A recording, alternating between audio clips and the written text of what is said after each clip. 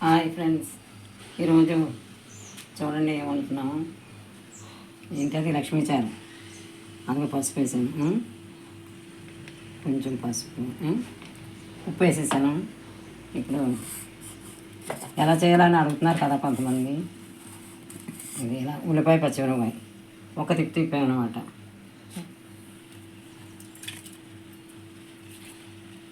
దానికి తగిన 2 ఉల్లిపాయలు, చిన్న ఉల్లిపాయ, 3 పచ్చిమిరపకాయలు వేసాను.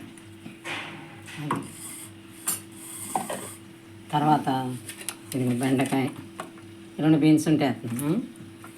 బెండకాయ, ఇది తోటకూర ఆకులు, ఇది ములగ. ఇది మెయిన్ బాగుంటుంది.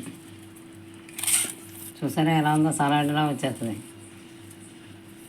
ఇది బాగా మరిగించి గరిటతో చూపిస్తాను.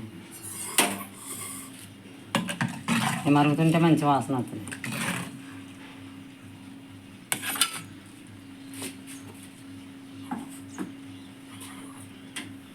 ఇది ఈ మధ్య నేనే చెప్తున్నాను, నాకే B12 లోపం వచ్చింది. దీంట్లో ఫుల్ అనమాట, B3, B2, B6, B12. ఇది ముద్దపప్పు, దీంట్లో కాంబినేషన్ ఉడుకుతుంది. ముద్దపప్పు ఇది కాంబినేషన్ అంటే 2 కలిపేసి కాసుకోవచ్చు కదంటారు, అలా కాదు. ముద్దపప్పు వేసుకుని నెయ్యి వేసుకుని తిని కొంచెం ఇది వేసుకుంటే సూపర్.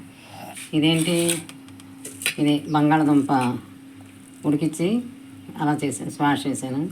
ఇది ఉల్లిపాయ కోసించాను, తాలింపులన్నీ వేసి మినపప్పు, శనగపప్పు అన్నీ ఆ ఏగాక ఆఖరుగా ఇది కలుపుతాను అనమాట. సింపుల్ అది. దానికి అది కొంచెం గట్టికూర. ఇది ఇంకా ప్రసన్న ఆపరేషన్ చేయించుకుంది కదా, నాకు ఛాన్స్ వచ్చింది వంటకి.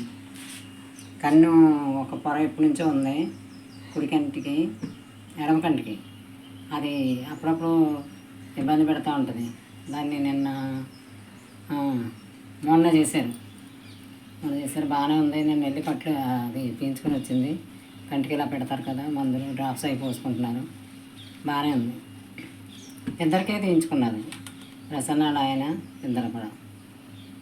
ఇంకా మళ్ళీ 1 మంత్ తర్వాత క్యాటాక్ట్ ఉంది ఇదే కన్నులో, అది కూడా చేస్తారు. ఒక 4 రోజులు విశ్రాంతి తీసుకుని తేలికైన పనులు చేసుకోవచ్చు.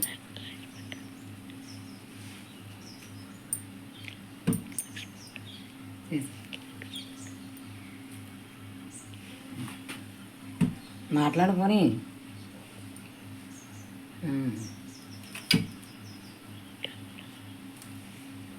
అది ఏదో చెప్తే నాకు అర్థం అవ్వట్లేదు. సరేనా? ఇది కూరలో ఈరోజు పప్పు, ఇది అది. నిన్న కొన్ని కూరలు చేశాను, అది ఇంకా పెట్టలేదు.